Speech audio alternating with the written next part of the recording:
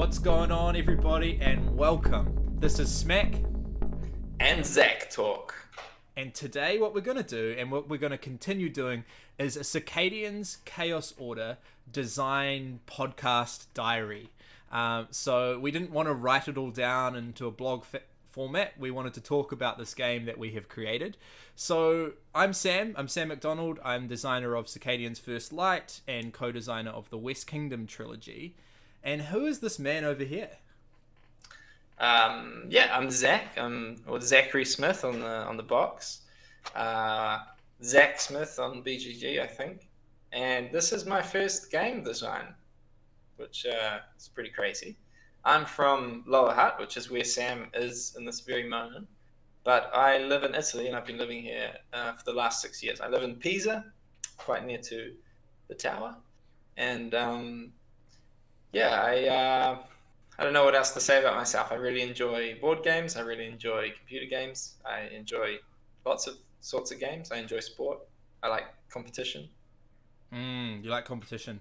Well, I think maybe we'll kind of discover how you've found this game design journey as a first-time designer as we go on throughout this podcast. I love to kind of learn what the experience has been like for you, what you've learnt. Also, I'd love to talk about what you brought to the table as well. But let's start talking about this game, this beast, Circadians Chaos Order.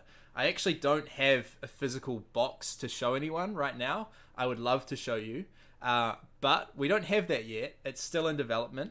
It's going to be launched in October on Kickstarter. But Zach, give us an elevator pitch. What is this game? Who is this game for? All right, so this game is... some people would call it Dudes on a Map. Some people would call it like Hybrid Ameritrash Euro. Some people would call it Area Control.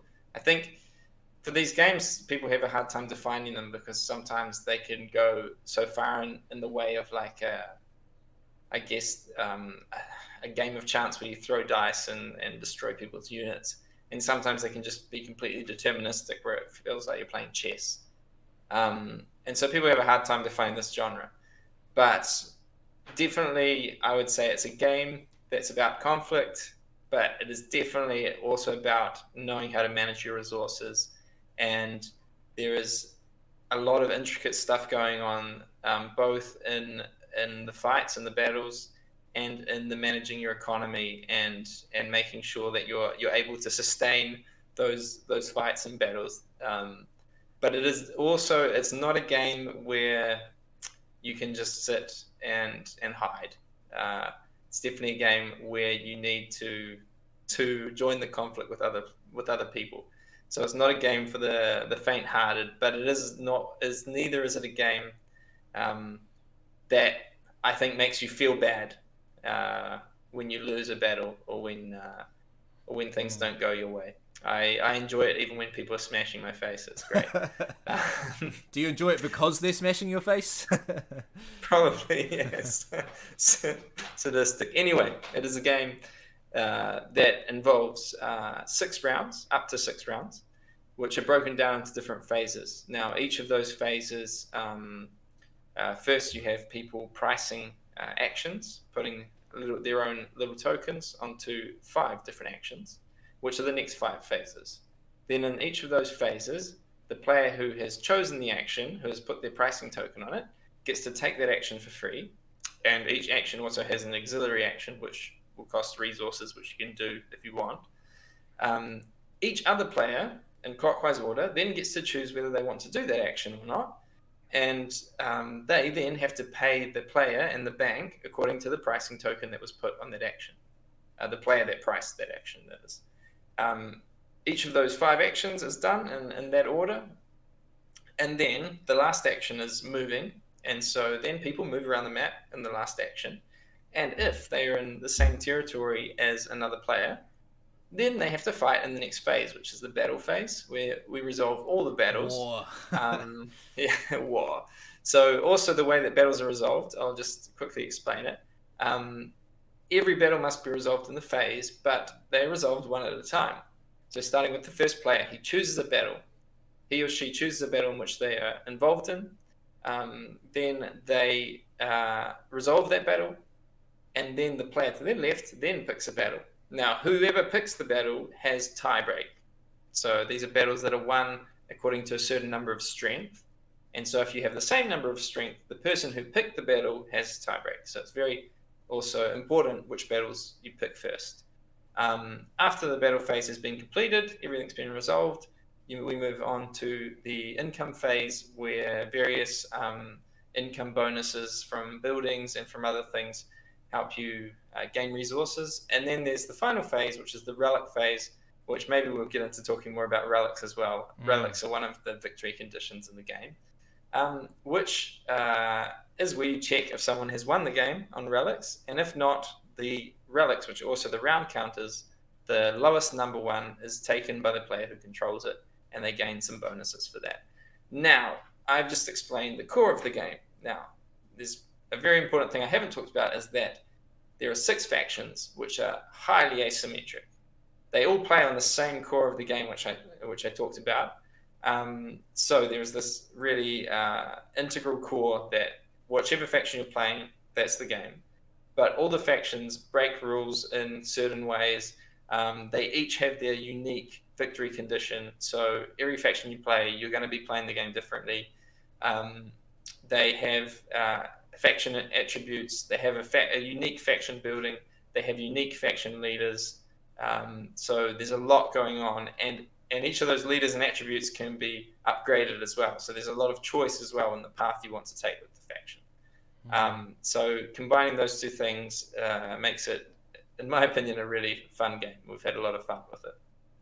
Yeah, well explained. So you sort of went through all the rounds, well, roughly, and what we would have got out of that was that there's a lot of economy in this game. Like, you're spending a lot of time building your economy, spending energy for certain actions, building, upgrading, researching, that sort of thing. And then there's going to be combat. And so it's a game that has both of these things. And it's sort of what you would call a hybrid. It's a hybrid to our tastes. So it's got the right amount of battle and of, tactical strategizing and how you're going to build your engine. For our right amount, in our opinion. Yeah, so you said that, if people are just going to hide in a corner, then they're probably not going to do well. What do you say to those players? Do you just say that maybe this game isn't for them? Yeah, I would say, okay, I think there's some players that maybe hide because maybe they have had bad experiences in other games. So I would say maybe if that's your case, try just getting aggressive, attacking, and not worrying about it too much. But the game isn't for everyone. No game is for everyone. Like, I think sometimes in the board gaming world, we're like, oh, that game's terrible, or that game's great, and then we get into big arguments. There is some objective things about like good board game design and bad board game design, which I think, like, it's like a good film, right? You can be like, yeah, that is a really good film, but then you can say that's a really good film that I don't enjoy. Right. So I think the game might not be for everyone, but we also have had people such as Shem Phillips, the publisher of this game, Garfield Games, Shem Phillips, who does not like area control games. He doesn't really enjoy them very often. But he said he's starting to be converted by this game. He's actually started to really enjoy it and has been kicking our butts. So yeah, and that's the key thing. He's been converted. So the crazy thing, and just hats off to Shem. He's just such a good guy, and he's got a lot of trust in me, which I'm just really honored by. The crazy thing was that he played this game several times, and he basically said, I don't like it. There's basically, to the words to the effect of, the combat is too important, that sort of thing. And he just doesn't like that sort of game. He doesn't like his dudes dying. Well, we don't actually have death in the game, but his dude's been taken away from him. And I said, yeah, that's totally fine. We understand that. Then he said, but I can see the potential. I can see that this is a really good game. So it's one of those like, hey, this is a good movie, but I don't like it kind of thing that you're referring to. And the crazy thing is, he said he would publish it. And he said he would publish it at that point. And I was like, wow, okay, that's really cool. But the story doesn't end there. He has since played the game a bunch, and he's been converted. He really likes the game. A lot of his plays were at 2-player, and we're really, really happy with the 2-player mode, but it is like chess. It's zero-sum game. So I take away some of your troops, that just makes me stronger. There's not the kind of third, fourth, fifth factions to start kind of balancing the game based on how the table wants to play. It's just everything I do against you is going to make me stronger, and vice versa. So the 2-player game definitely isn't for everyone. But it's really cool that Shem has been, well, we think, he said that he started to really enjoy this game, which is I think it was when he was like, I'm keen to try a 4 or 5 player game, and then I think we played one, and he really enjoyed it. It helped that he wrote the rule book before this happened, so he got a really good grip on the game, because that's one of the things with a game that's so complex that has 6 different factions. If you're playing it for the first time, and then Larian just jump from the other side of the map, that's one of the factions, and attack you, and you're like, hey, how can they do that? I didn't know that could happen. That's not fair, and that can make you feel really bad when you don't understand properly what the other factions can do and what they're doing. That can make you feel like something's unfair or something's not right. I think that really helped him having a good grasp on the whole game, and he knew what everyone was doing, and then he started to actually get really good as well and wreck us. Yeah, we call it the rulebook buff. So it turns out if you write the rulebook for a game, you just get better at the game. Like, who would have known? Hey, what we're going to do now is I'm just going to take a little step back, and we're going to do another elevator pitch, but more sort of from the thematic level. So this game is the second game in the Circadians universe, and I'll just grab this here.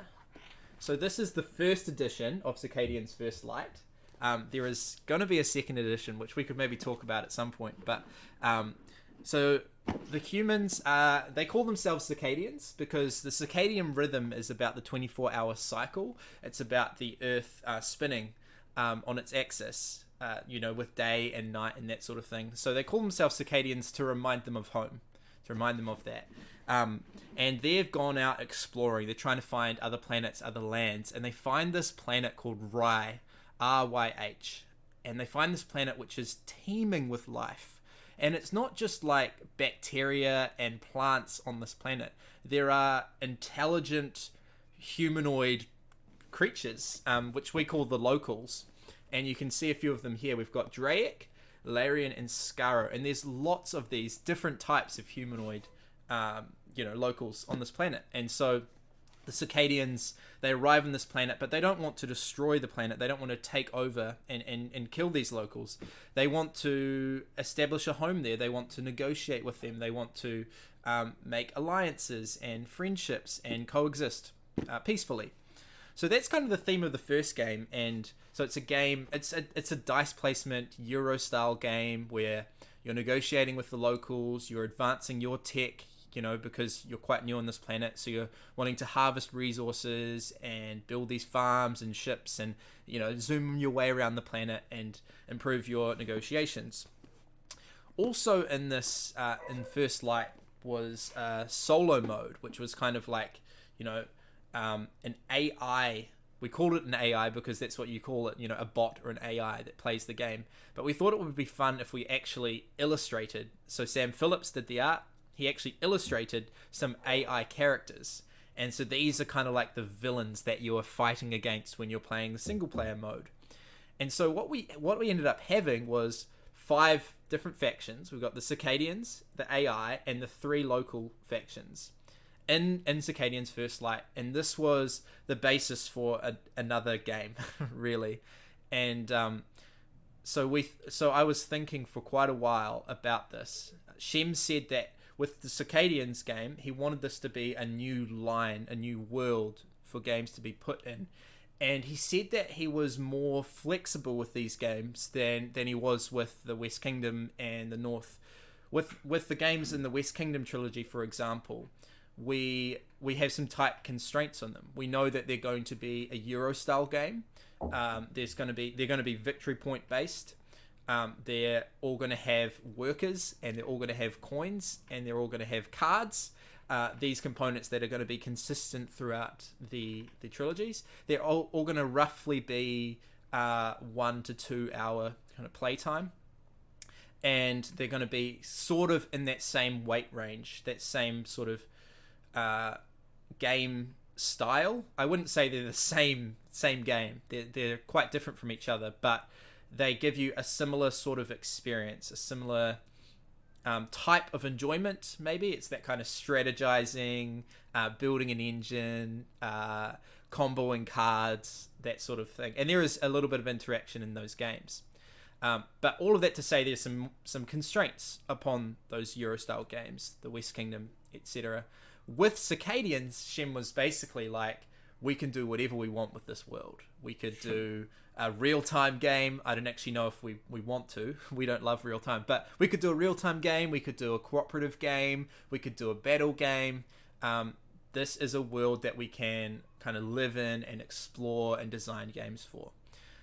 So this idea of a 5 or 6 faction, we'll get to the 6th faction soon, but this idea of these 5 factions that we already knew from the First Light, can they come up, and can they each of them be playable? So in First Light you play as the Circadians, but really you play as one Circadian leader, so one person who's kind of got these other people that are under them helping them out. What if you could play as all of the Circadians? What if you could play as all of the AI? What if you could play as all of the Draic?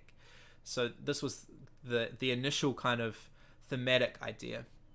And I've actually, we're going to get back to this soon, but I've actually always liked battle games. I played Risk when I grew up, and I just had really, really fond memories of it. And sadly, I haven't played it since, and I think I might still like it. I know that maybe I'd get frustrated at some of the randomness, but I just have really, really good memories playing Risk. What about you, Zach? What about you with these battle types of games? Yeah, definitely for me as well. Like Risk, I can't remember what Christmas it was. We got gifted Risk. I must have been about 6 years old, 7 years old. And apart from like playing Risk, I know lots of people hate this in games, but I loved playing Risk with my brothers and sisters, and the like going off to the kitchen to get a drink of water and then being like, oh, let's go and attack so and so, and kind of like the wheeling and dealing. Like I loved it. Like I think it's so much fun in the context of a game, like when it's all just a game and fun.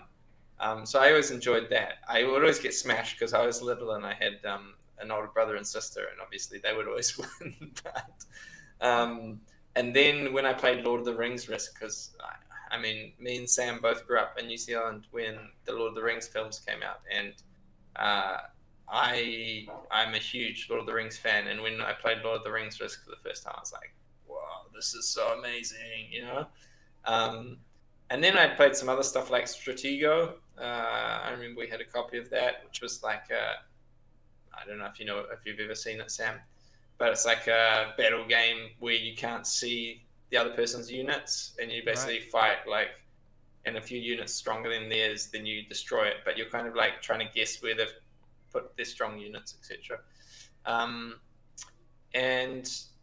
And yeah, so I really love that. And apart from playing Risk, I used to invent my own like little games with the Risk pieces and like with wooden blocks, and I would like play with them all the time.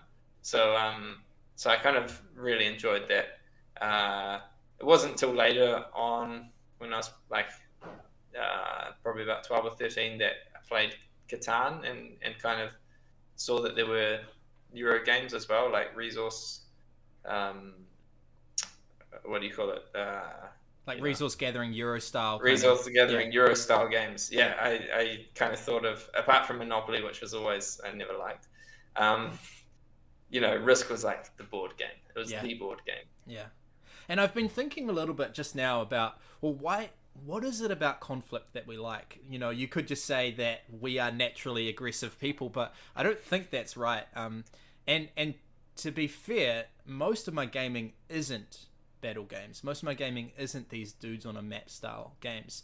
So it's this kind of refreshing break. It's this kind of point of distinction when you play these games. They feel like a meal of a game. They feel like an afternoon event. I love Euro games. I design lots of Euro games. We play them all the time, and then we break it up. And one of the things about playing these games is it facilitates this kind of deeper and this more intimate level of interaction, like And drama. yeah. And so that and it definitely can lead to frustration, and it can lead to misery within the game when you lose that. But And flipping the table, or yeah, but I think part of it is there is such a high level of strategy, and the thing that's different about the strategy, it's strategy with stakes, right? Like, if I don't strategize properly, if I don't, group up my troops in the right areas, I'm going to lose that region, and I'm going to lose those troops. And so you've added all of this tension, all the stakes, this drama, this risk, I guess, to your strategizing, to your planning. Yeah. And so we love agency in games. We love players having choices. And a game like this says, here's an open map where you want to go. And what do you want to control? And what territory, what regions will you make yours? And it's usually in direct competition with the players around you. And so this can create some of these most memorable moments in games. Like, I don't always love dice rolling to resolve combat. We'll get into that at a later episode, because we do have a little bit of dice effects, I guess, in our combat. But you do remember those moments when each person just has one army left, and they've been fighting, this fight has gone on for ages, and they have one army left, and you roll the 6 and you win. And it's that moment where it's so memorable, it's so exciting, that I don't care. I don't care if you say, oh, it was all decided by a die roll. Yeah, it was. And, actually I've heard some experts on war and things like that say there are so many random factors that can't be known in real life war, in real life battles, like about the wind and about people's morale and the temperature and all those. I don't know too much, but all those sorts of things sort of function as random factors that can't be known. It's not simply army size that always wins at the end of the day. So that's a mini kind of monologue in defense of dice. It just creates these amazing moments, and in general, these strategy games tend to create these memorable moments more often. Yeah, I think one of the other kind of memorable things that can happen apart from that is over the course of the game, because Chaos Order, Risk is a long game. Chaos Order is also reasonably long. It's from 2 to 4 hours, and in the course of a 2 to 4 hour game, things can change. Someone who thought they were out of the game, everyone thought they were out of the game, can come back and win, and we've seen that happen in the open plays we've done recently, where someone gets smashed in the first round and you're like, oh man, I hope they enjoy the game, and then they come back and win it, and you're like, wow, that's cool, there's drama in that. There's a story that's played out across the game. And another thing I wanted to talk about, talking about what you were saying as well about the open map, about the agency, is it's not so different to like worker placement, where people maybe steal your spot, right? You've planned out what you want to do, and you're like, I hope they don't take that spot, and then they take it. But here we're playing with a map, and so maybe in the movement phase, for example, in Chaos Order, unless you're moving last, you have to move before other people. And so you have to kind of think about where you think they're going to move. But where they move might change according to what you do, because you just open up something really good for them. So you kind of have to anticipate. You have to, your strategy isn't just about what you want to do, but you also have to consider what the other people are going to do. And not just what they're going to do, but what they're going to do as a result of what you do. And so, I think that brings a whole nother level of strategy. You can't just have things figured out. You have to also try and foresee or think about what you would do in that person's position. If you see you doing that move, what am I going to do? Am I going to attack them then? Or, and then maybe they won't do what you would have done. They'll just do something different. And that also makes it fun, because you can't game the game because you're playing against people. Yeah, so there's this layer of getting in the minds of the other person and thinking what's best for them, what are they wanting to do, which is such a rich kind of interaction. We're going to get more. We're going to talk a lot more about interaction, what we wanted to achieve from this game. So we've sort of spoken about why battle games, why do we want conflict in our games. We don't naturally like conflict, but we think that it can create some really cool moments in games. Oh, sorry. I think Sam, I just want to add something on because you talked about the first game thematically as about like negotiating and stuff. So maybe people could be like, why then are suddenly these factions just smashing each other? Like that doesn't. Yeah. You had a game that wasn't about killing aliens, and now this one is. Like, what's going on, man? Yeah. So that's what we'll get to now. Is we're going to jump back onto that thematic conversation. And so what's happened? Well, there are these relics, these ancient relics, which have been sort of spoken about. They've sort of been prophesied about, but it was one of those sort of prophecies on the land that kind of became a myth, sort of became a legend. Like, heard of these ancient relics of immense power, and just as time separated from them being known, they kind of just became more of this thing that the locals didn't really believe. But one day, we don't know what caused it, this dramatic earthquake type event happened where these relics came up out of the ground, and they are massive. They're seriously huge, and the local factions are now so intrigued, and they need to know about these. They know that from all the stories they heard when they were children, they knew that they were relics of immense power and potentially destructive power as well. And so they start to think, well, what if the Larian is starting to think, what if Draic take these for their own? They might start to be able to rule this whole land on their own, and they could take us for slaves or whatever. They start worrying about what these other factions are going to do with them. And so this kind of creates a bit of mistrust. And so now there is a little bit of, this is kind of the start of what could create some conflict, because they don't trust that the other factions would do right with these relics. They don't trust that they should have all of that power. And to add to that with the humans, they're kind of like, what's going on? But if this is causing all of these locals to separate and to break off into their factions, then they're not gonna look out for us anymore, and we're in trouble. Our future here is not necessarily safe and secure. And the AI they've brought along, this is, if you've seen any sci-fi movies, it's just the classic trope. Like, the AI have just gone out of control. They're bonkers. The Circadians, they can't control them anymore, and so they're like, whoa, we can't control these. But the locals are thinking, you've brought these destructive robots to our land, and they're thinking they're sort of an extension of the humans. So that also created sort of this tension between the Circadians and the locals because of what the AI were becoming. So this conflict isn't played out over the whole world.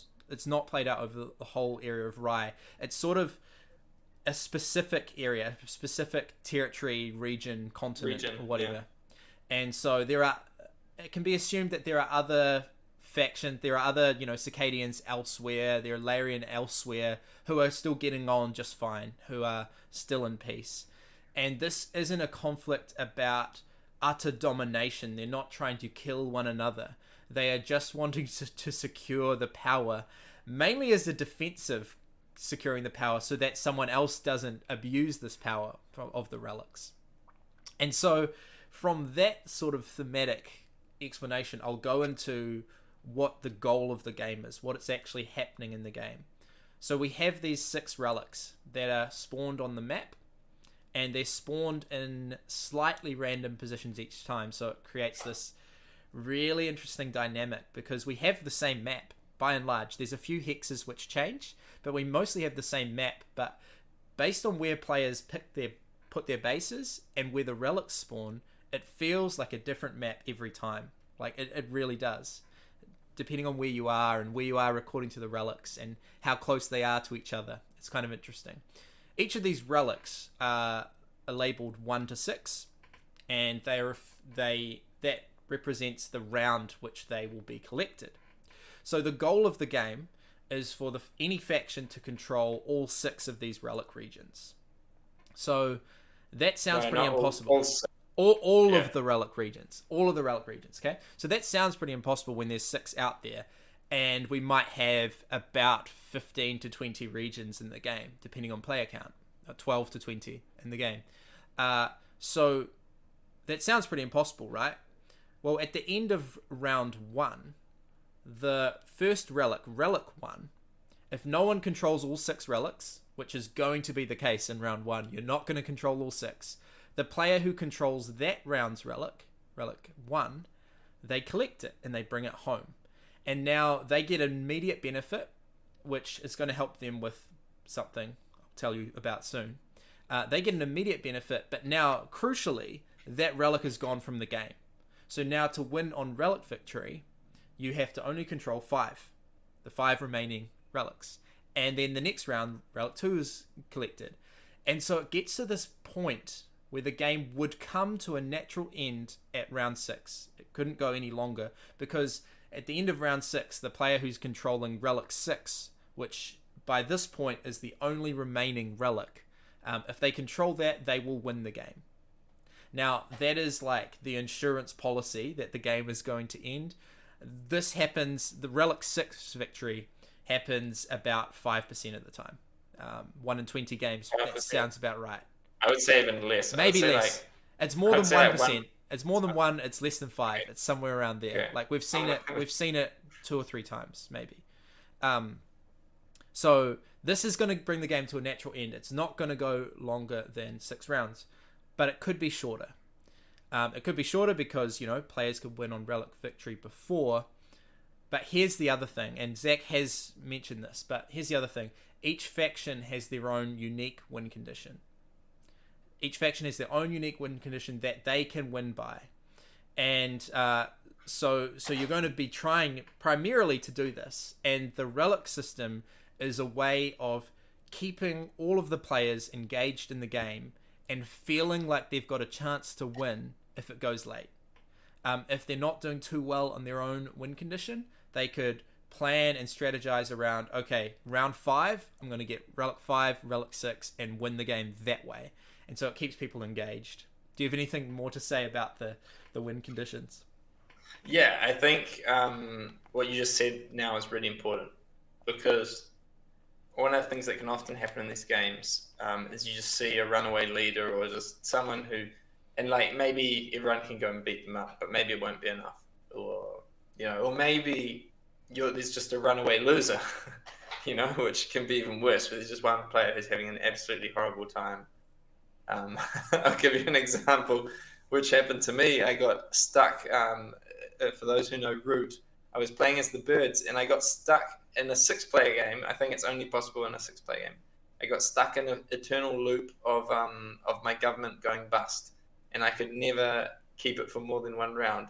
So I basically ended the game on 1 point, I think.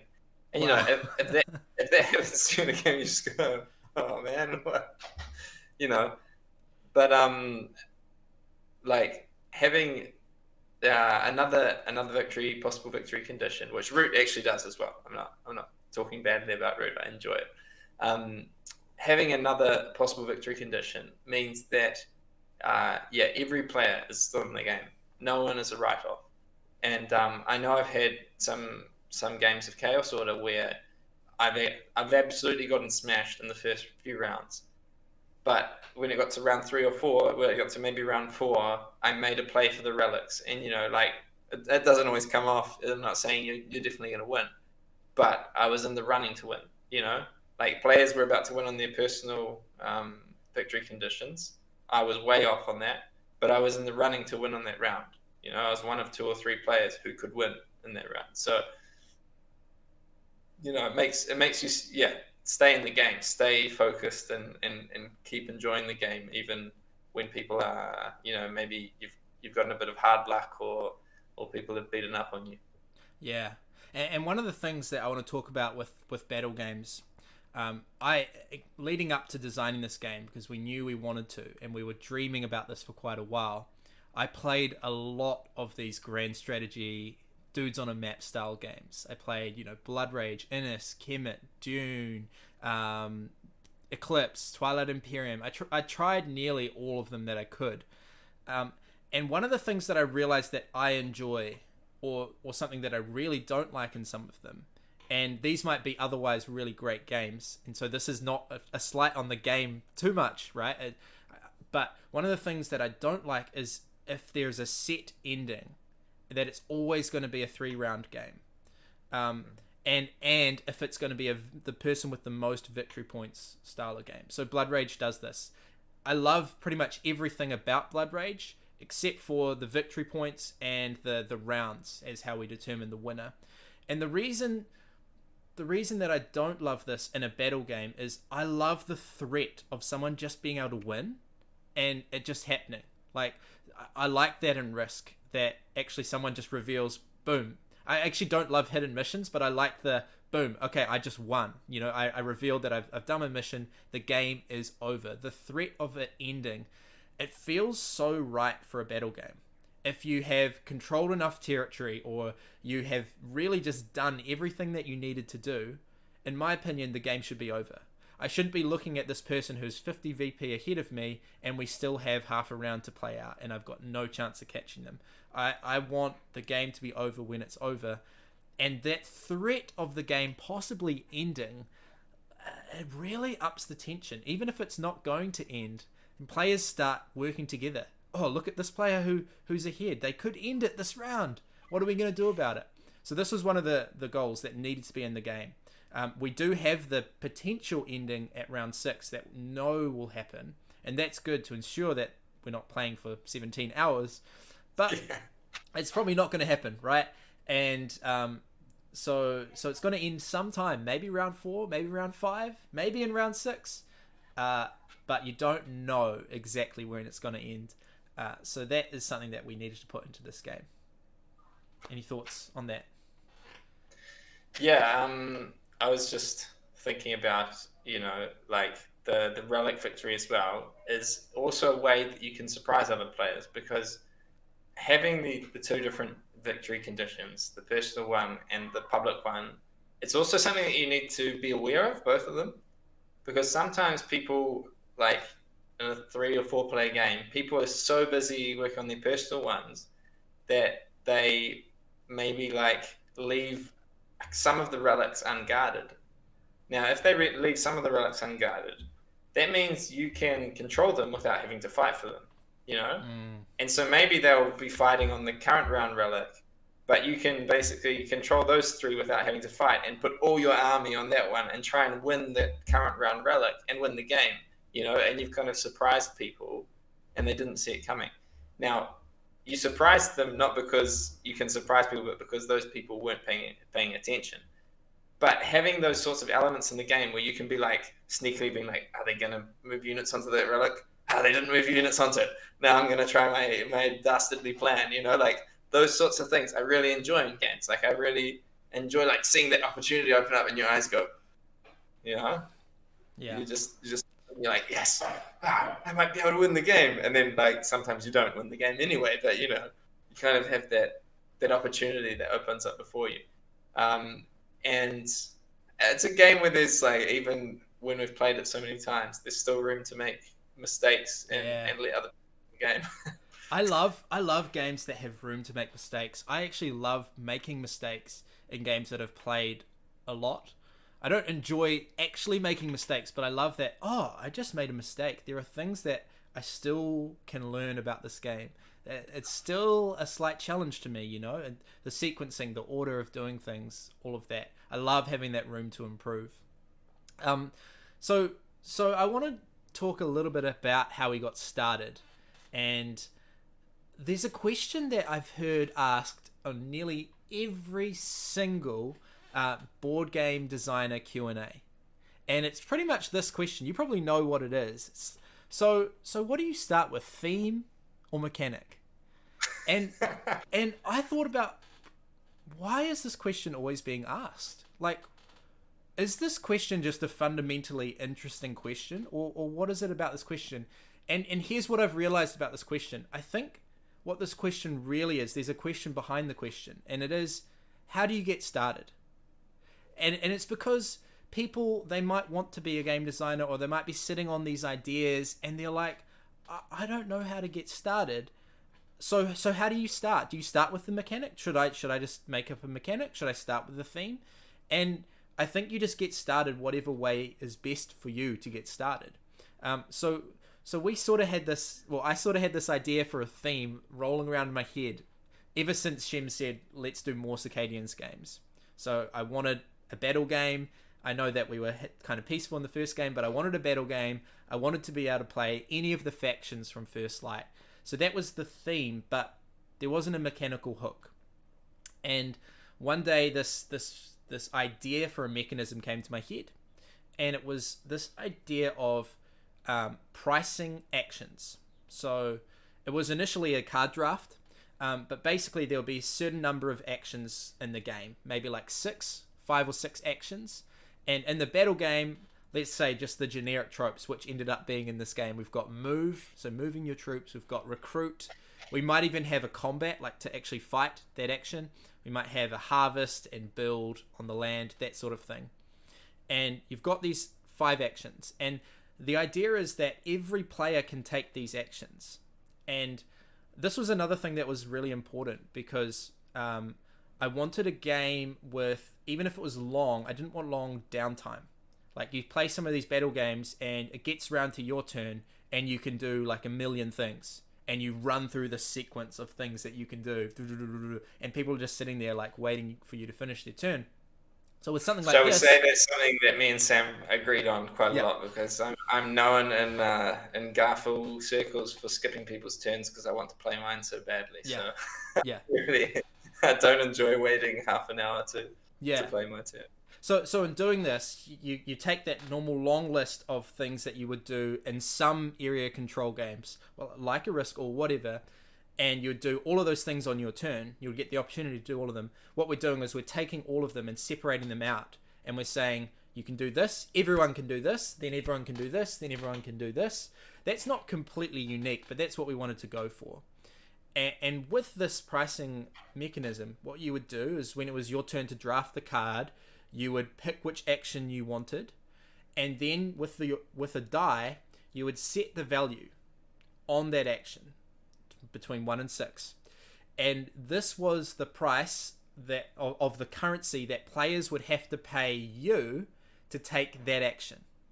And you would get to take that action for free. And so then you would want this money so that you could pay to take other players' actions.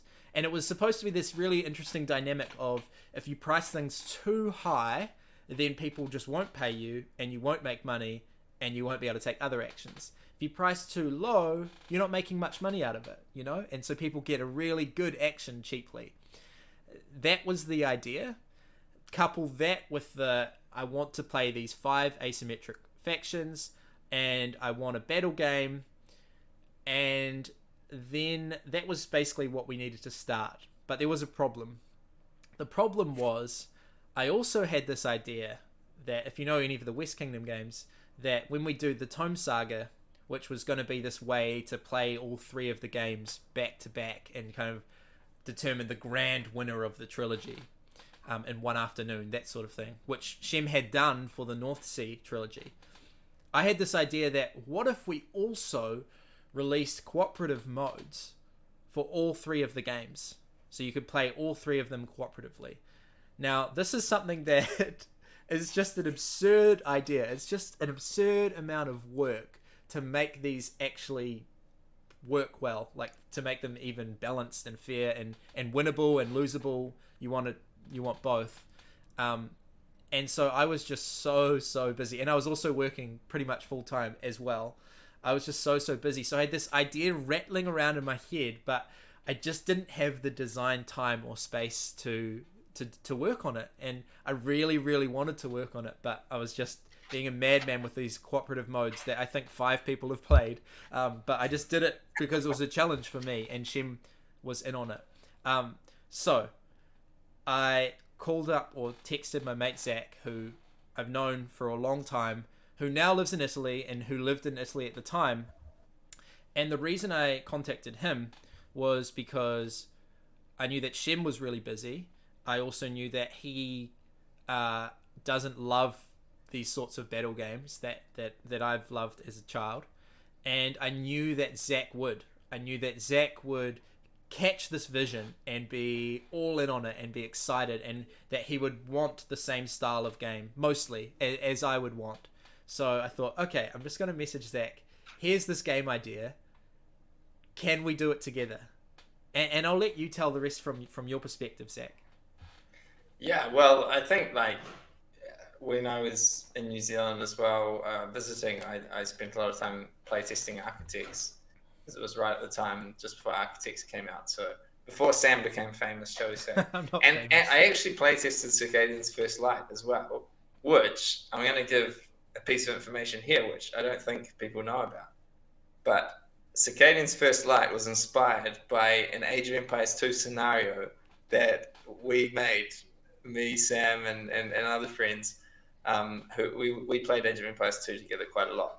And we had these scenarios that we had made. And so Circadians First Light was based on one that was called Four Bridges, because you had your base and there was the middle part where you sent people out to fight. So that's why you send your dice out into the middle and you have farms at home. So that's Yeah, good point. a nice little Easter egg. I don't even know if Sam remembered that, but I remember. I do remember now.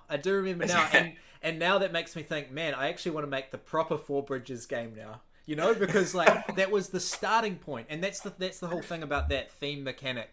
You find a starting point and you jump in and you run with the inspiration, whatever that starting point is. For me, it was an Age of Empires map, and there's still that same element that Zach talked about. You've got your farms at home and your dice out there, but apart from that, it's nothing like that Age of Empires map. And now I want to work on that, because it was a fun map. Anyway, back to your as well as the king one where you kill people's king in the base. Yeah. Anyway, that was a good one too. So Sam wrote to me. It must have been around Christmas or just after Christmas in 2018. September. 2019. September, I think. Was it September? Yeah. 2018. Was it that early? Yeah. Wow. That's crazy. Okay, so around September 2018. So Sam wrote to me, and when I was in New Zealand and I was playtesting his games, I was talking to him as well about some game ideas I had, and I was kind of interested in playing around with game design as well. And all my game ideas were involving battle and conflict, so he probably had an idea as well that that's my jam. So he messaged me, and I was like, yeah, yeah, man, I'm so keen. Like, first reason is Sam's one of my best mates. I just enjoy spending time with him. So designing a game together was an opportunity to spend more time together, to get enthusiastic about stuff. I think that's one of the things that we've always loved. We've always played like computer games together and just chatted about them for hours because we get enthusiastic about them. And so this was an opportunity to make something and get enthusiastic about it. And that's definitely been the process. But definitely the first few months, it was like, he's like, here's a document, do something, and then we'll talk about it, because he didn't have any time. I've got this game idea, make it. yeah, basically. So he had the pricing idea, and I can't remember what else. There might have been something else, like the actions or whatever. And so I had to try and make some sort of game out of that. And I was a total nerd, because I have to say I have learned so much in these 3 years about game design. I was a total noob at the beginning, but working with Sam has been a huge learning experience and awesome. So I made a prototype and I played it, I think, with like my wife and a friend or something, and it was pretty bad. But I'd talk to Sam about it and be like, this is how it went, and this thing doesn't work, and that thing doesn't work, and I think and then he would just send me back messages, right? So without even him ever playing it, I would just maybe send him some photos. I might send him like documents. At that point, I was even translating it into Italian to play it with my friends, because I'm in Italy and not everyone speaks English super well. And so I was just going ahead like that, and even then, we might have even been sort of like almost 2 iterations of prototypes before you got less busy, and that was interesting. One of the things I learned is when a game doesn't work, it takes a really long time, and it's not fun. Like when things don't work properly and they're not like elegant, they can get really time consuming really quickly. Even something that in your head you think is like shouldn't be that take that long, it ends up taking quite a long time. But even from the beginning, there were quite a lot of the elements that we have now. I think I already had 3 types of buildings. Yeah. I was looking today at my first prototype. I had 3 types of buildings, which there are today, which are almost like they're inspired by those first buildings. The combat, I made combat cards which had strength, attack, and shields on them. So, strength wins you the battle, attack wounds people, and shields guard against attack. So that is sort of like it morphed into a much more complex, I would say, a much better combat system. But some of those concepts stayed. We have gems. There were gems in the very first prototype, but they were just worth points or something like that. Yeah, but what we did was we grabbed resources. all the resources from Circadians First Light because we wanted to tie these games together. Like, this is what is generated on this land. So can we have a use for algae? Can we have a use for energy? Can we have a use for gems? This experience was really different for me as well because, all of my prototypes, I've been the first to play them, and often it'll just be on my own. I get to see that first play, and that first play you learn so much. And I was, Zach had sent me this photo. I was like, whoa, okay, he's done it, all right. And I would just send message after message after message. What about the combat system? What about this system? What did players think about this? What was wrong with that? And I really, really, really needed to understand everything that was going on. I wanted to just take it all in so that I could think about it in my sleep. Just keep thinking about it to work on it. And I think what we'll do is we'll go into how we improved it maybe next episode, how we actually developed the game together. And I want to talk a lot about the asymmetry as well at some point. But basically that's how we started was, here's these ideas. Zach, can you do it? And he did. And I think the key win from that first play was that the pricing mechanism, this core mechanism, could work. Like, it worked, it needed tweaking, but it could work, and it could be fun, and it could be interesting and unique. And the other thing about it was, like, it's unique, but it's quite easy to understand. So, often if you play a lot of board games, you start to see all of these different ideas, and coming up with novel and new ideas, they start getting quite convoluted, right? Because all of the obvious ones have been grabbed. They've all been, not all of them, but a lot of them have been taken. But this is one that was intuitive, easy to understand, and it was fun. And so we knew that was a winner, and we would keep developing the game from there. So before we end, I thought what we would do at the end of each podcast is we each give a 1-sentence piece of advice for people playing Chaos Order. Not about designing games, just about Chaos Order. And I'll give my advice first, and it can be silly and it can be serious. And my advice is this: if you see the big red leader, run. That has helped me a lot. So what is your 1-sentence piece of advice, Zach, for Chaos Order? Don't underestimate AI. Don't underestimate AI. And we're going to be getting more of these tidbits as we go on. So anyway, thank you so much for watching. This is a bit of a trial run for us. So this being the first episode, please let us know any feedback, anything that you'd love for us to talk about. We're not sure how many episodes we're going to do. We're just going to keep talking about this game and letting you in on the process, letting you in on how we design the game and some of our thoughts about game design in general as well. We're going to talk a lot about what we think is good for combat, not in this game, but just in general. We're going to talk a lot about what makes asymmetry fun in games. So anyway, give us any feedback, and thank you so much for watching.